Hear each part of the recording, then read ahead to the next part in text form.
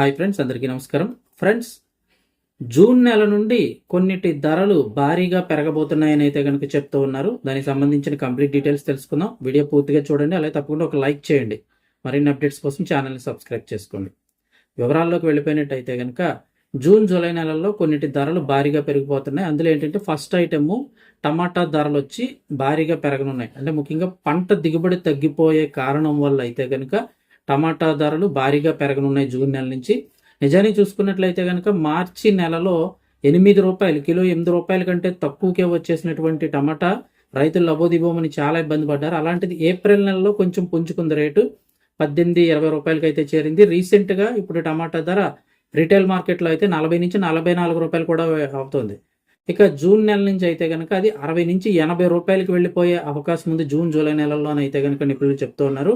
ఎందుకెంత rate పెరిగిపోతుంది అంటే ఇప్పుడు పచ్చడి సీజన్ కూడా ఎవరైనా కొనుక్కోవాలంటే ముందుగానే ఇప్పుడు కొనుక్కొని ఉంచుకొని పచ్చడి పెట్టుకోవచ్చు. లేదంటే కనుక రైతులు ఎవరైనా పంట వేయాలి అనుకుంటే టమాటా ధరలు పెరిగే అవకాశం ఉంది కాబట్టి కాస్త పంట వేసుకునే అవకాశం కూడా ఉంది.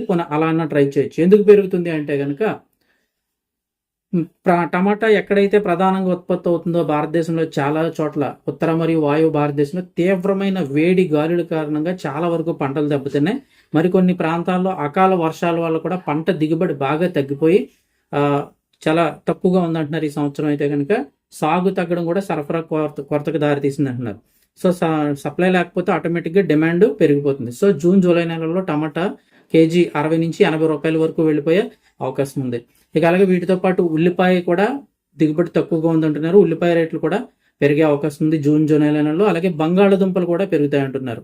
సో ఈ 3 ఐటమ్స్ రెగ్యులర్ నిత్యావసర వస్తువులు, ఉల్లిపాయ, టమాటా, బంగాళదుంప అనేది సామాన్యుల నుంచి పెద్దవాళ్ళ వరకు నిత్యావసర వస్తువు కింద ఉంటుంది. కాబట్టి ఒకవేళ ఎవరైనా కొంచెం ముందుగా కొనుక్కొని పచ్చళ్ళు వాటిని వేడినా కొనుక్కుంటూ ఇప్పుడే కొనుక్కొని రెడీ చేసి పెట్టుకోవచ్చు. ఒకవేళ ఎవరైనా పంటలు వేసినా ఇవి వేసుకున్నా కొంచెం బాగానే ఉండే అవకాశం ఉంది.